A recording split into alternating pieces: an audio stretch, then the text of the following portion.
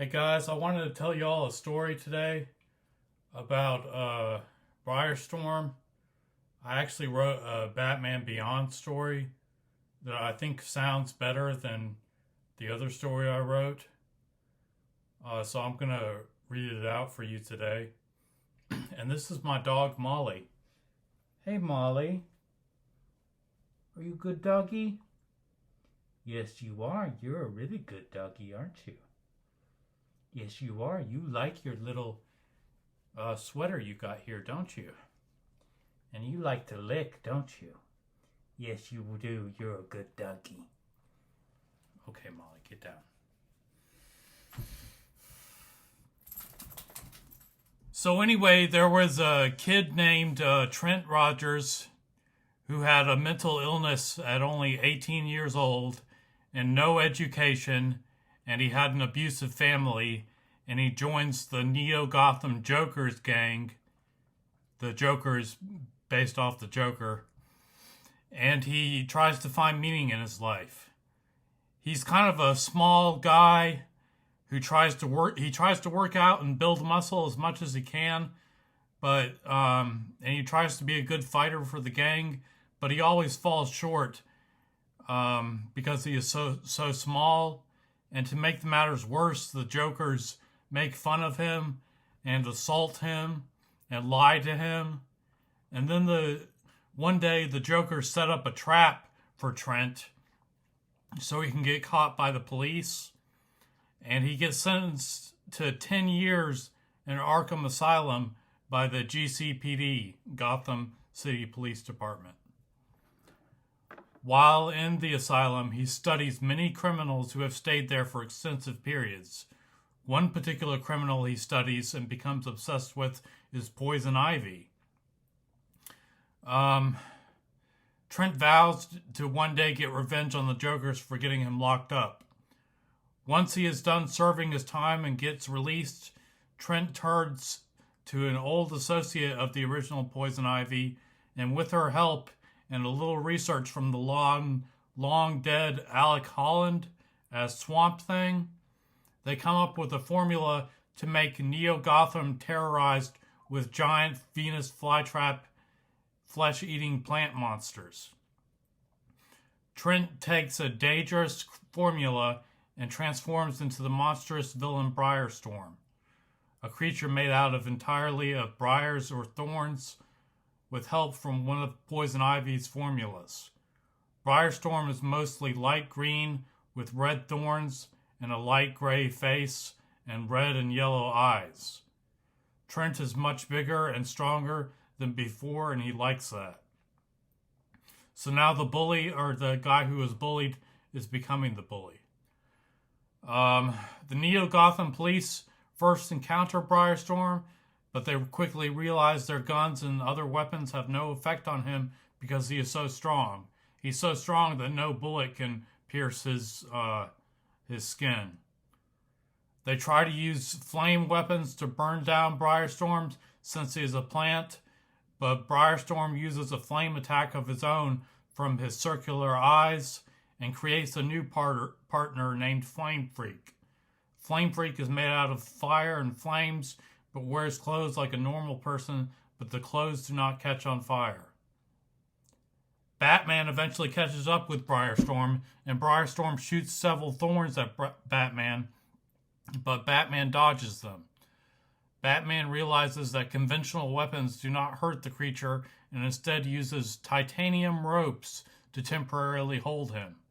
What Batman doesn't know is that Flame Freak is sneaking up behind him and attacks him with demonic fire from behind. Flame Freak is smoking a cigarette and wears a goth-like uniform. Briarstorm capitalizes on Batman's mistake and throws a smoke grenade at Batman. Batman spins around and realizes that he cannot defeat this foe with conventional weapons either, and goes back to the flying Batmobile, barely escaping with his life. Batman brings a sample of Briarstorm's thorns to Bruce Wayne, who tells Terry that Briarstorm is too powerful for normal weapons and must be defeated with a spiritual or magical weapon. Bruce Wayne searches for contact information for John Constantine, who is still alive but long since out of business. John Constantine agrees to help save Neo-Gotham and studies Briarstorm's molecular structure himself. Batman and John Constantine develop a cure to transform Briarstorm back into the human Trent he once was. Meanwhile, Briarstorm is contacted via text message on Trent Rogers' phone by a creature known as the Demonic Eyeball. The Demonic Eyeball tells Briarstorm that there is an app he can download on the internet called the Soul Searcher app. Briarstorm downloads the app and soon realizes it's a trick and that the Demonic Eyeball tells Trent or Briarstorm that he is being used by Mephistopheles, or the devil, to accomplish his purposes. He tells Trent that the creation of Flame Freak was foreseen by Mephistopheles and uses a flash of light and a spell created by the Batman villain Spellbinder, and you know Spellbinder from the animated series, to lure Trent Briarstorm into a deep sleep to further transform Trent Briarstorm into a demonic form. So later on, John Constantine and Batman search for Briarstorm in Neo-Gotham, but he is nowhere to be found. They notice almost everyone in Gotham has been turned into zombies, and they wonder if Briarstorm had anything to do with that. Just then, Batman is alerted by Bruce Wayne of an attack on the new Justice League. Terry learns that Superman has been injured by Briarstorm, has become more powerful than their last encounters, and he's grown wings to fly, and he has a evil satanic scepter that alters reality itself. Terry realizes that Briarstorm must have used this scepter to turn almost everyone in Gotham to zombies. Flame Freak is fighting alongside Briarstorm on the ground outside the new Justice League headquarters and has captured the members and is threatening them.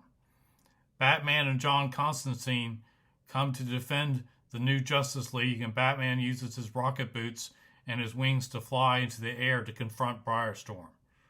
Batman and Briarstorm trade insults and sarcasm with each other, and Briarstorm gets angry and tries to kill Batman and gets close to him. Briarstorm boasts that he has become more powerful than ever before, and there is no way to stop him this time since he can alter reality. Batman gets Briarstorm to keep talking and boasting so he can get closer to him. Batman secretly uses a gun to fire a vial of the cure directly into Briarstorm's head to force him to transform back into Trent to stop all this madness. Flame Freak disappears in a puff of smoke and the zombies begin to become human again. While Briarstorm is transforming back into Trent, Trent whines and growls that he can't be Briarstorm anymore, and he begins to cry. Batman starts to talk about the power of forgiveness and that he knew that the Neo-Gotham Jokers had betrayed him and that Trent needed help. Trent says he doesn't think he deserves any forgiveness because he has done too many bad things with his life. Batman tells Trent that no one deserves forgiveness, but that God has graciously decided to offer it to us. Batman tells Trent that he knew the devil had tried to make him his slave, but that Batman knew there was still goodness inside of him. Batman tells Trent that he has yet to experience the depth of God's love. Batman and Trent and John Constantine decide to leave the Justice League together after offering the whole Justice League some medical assistance. The end. Now, this isn't the normal Batman. This is Batman Beyond.